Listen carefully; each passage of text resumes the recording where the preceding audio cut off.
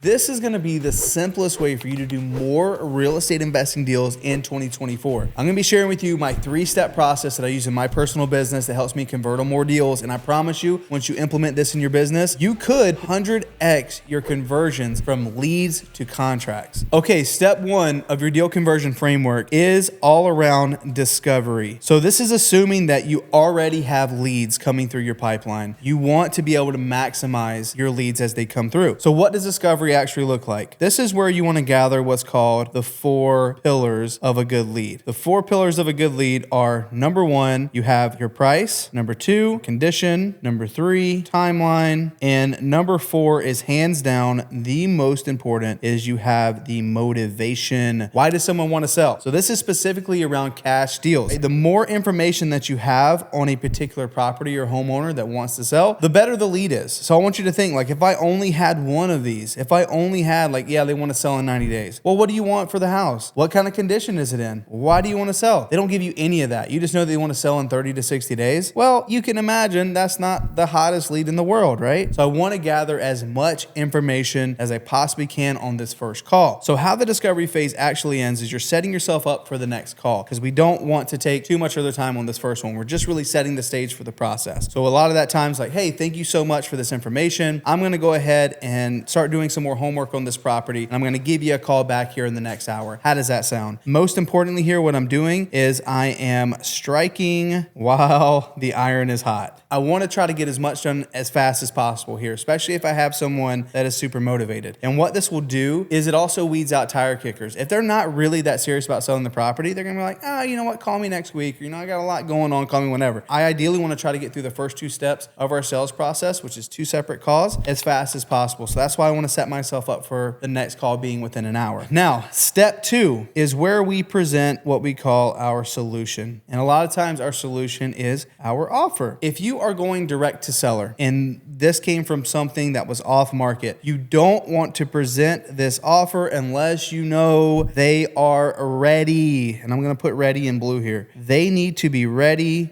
to make a decision. Your offer is never going to blow someone away, right? You're never going to be able to pay more than anyone else. If the house is worth $300, you think someone's going to be like, oh my gosh, thank you for a $150,000 offer. I'm going to sign it right now. No, they need to be ready to make a decision. So I want you to think in this part of the process, this is where you really start handling true objections. And if you could have this up front, this would be more ideal before they get to step 3. We want to handle them then and there. Okay. But step 2 is when we're ready to present our solution, assuming that they're ready. And what I personally like to do in step 2 of this process is I like to do what's called setting the table. So I can go deeper here, right? I have their price, the condition, the timeline, and motivation. I will go deeper and say things like, is there anything else that you guys are going to need? Do you need post-possession? Do you need to stay in the property after you sell it for a couple weeks to get your next move lined out? Like, is there anything else that I'm missing, right? And what I like to use at that point is I like to use my magic wand line. I said, okay, well, if I can wave a magic wand, I'm able to help you achieve your motivation, and we're able to do this on your timeline, buying the property in this current condition. What do I need to pay to make this thing worthwhile for you guys? What makes the most sense? If I haven't already gotten a price, I'll definitely get it there, and then I'll set the table and say, look, well, what I do is I know I can help you do X, Y, and Z, but I'm going to have to go back and send this over to underwriting so I can get you the best offer. I can tell you we're going to be competitive with cash prices in the area, cash sales in the area. So I don't know if we can pay that number they just gave you. I don't know if I can come all the way up to that. You're honest, you're upfront. That is setting the table. So I'm anchoring them. They know for sure that when I call them back, I am not going to pay the price that they're hoping to get. Set the table in step 2. I'll weed out true tire kickers there too. That's the reason why these 2 calls happen rather quickly. You had the first one, and ideally you strike while the iron's hot, and you have the second call. That's where we really anchor the price, and we say, look, we're going to give you a call back because we're going to send this over to underwriting. Then we move into step 3 is where we go for the close. Now, I want you guys to know that your lead can get stuck in follow-up from anywhere from 5 to 12 follow-ups in this stage. Even when I hop on this 3rd call, I won't tell them my number unless I know that they're like, hey, so if I give you something today and you guys think that is fair, are you in a position to move forward? I want to make sure that they're ready to make a decision. And